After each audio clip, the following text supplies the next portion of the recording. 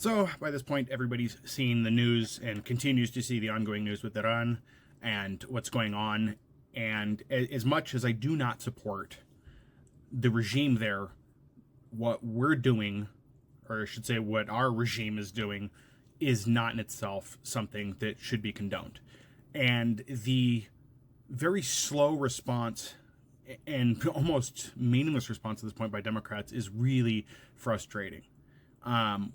We're going to be in another conflict again, like worse. Like this is just the start. And it's not good. I don't think a lot of people understand. It's not good because we've been down this path before. It's financially not a thing to do. It is something that will cost many lives that don't need to be spent on this at all. And, it's having been at an age where 9/11 happened and seeing all of that and how long that took and the impact it's had on so many people, especially our service members that came out of that, changed so significantly by what happened for something that we didn't win. It was just prolonged is really terrible. To say the thing that people either don't want to say, won't say, or whatever. If you were involved in this conflict as a soldier, you should be refusing to participate. This is not a legal order given by the commander-in-chief.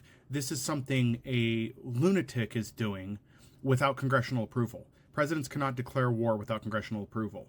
And I'm glad that Democrats are saying that, but they need to act more quickly because we already have people in danger. And if we understand that there's already a loss of life. Doing this does not make you a hero. You're not defending the homeland. You are working for a dictator and pushing that dictator's agenda for it. So as far as I'm concerned, while you still may be honorable for serving the United States for other things, if you are serving in this, and I'm not saying it's your fault, but you need to do what you can to dissent out of this because of the fact that this is not honorable. If you were conducting strikes on a foreign nation because our leader has said you should and leadership is telling you should, it may be time to step out. I understand the ramifications. I get that. I understand. But this is not good.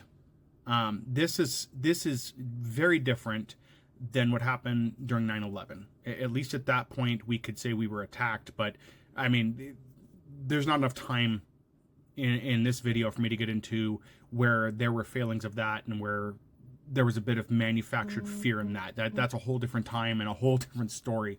But this is just blatant. An old man who didn't like the way his State of the Union went and decided to lash out. And so many people on this app and elsewhere made the comment that if he did not get the attention he wanted during a State of the Union, he was going to do something like this. And he did. And here it is, because he's not that hard to predict. So anyway, I continue to watch. I wish I could say I'm scared or frightened. I'm not.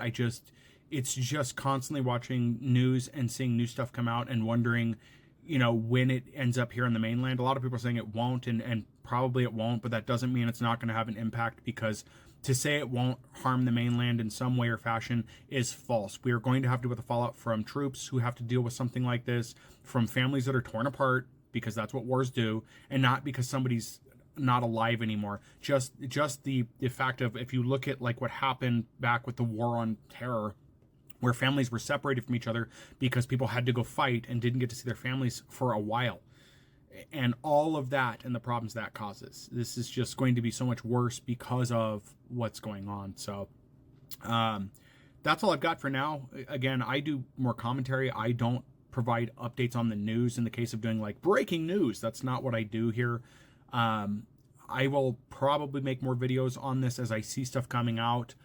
More out of concern and wonder of what's going on. I'm watching a lot of other content creators who are military, who are veterans, who have gone through this, and I'm really appreciative of what they're saying, and I'm glad they're speaking out because it's just needed, so much so. And I hope that some of those service members who are saying things they can will give current service members who are not sure what to do the strength to do the right thing and to get out of a difficult situation if possible. If nothing else, and let them know, hey, this is unfortunate, it's happening, but this isn't the first time, and these things do happen. So anyways, guys, feel free to leave comments below. I'm just kind of at a loss because it's like, I can't believe we're doing this again.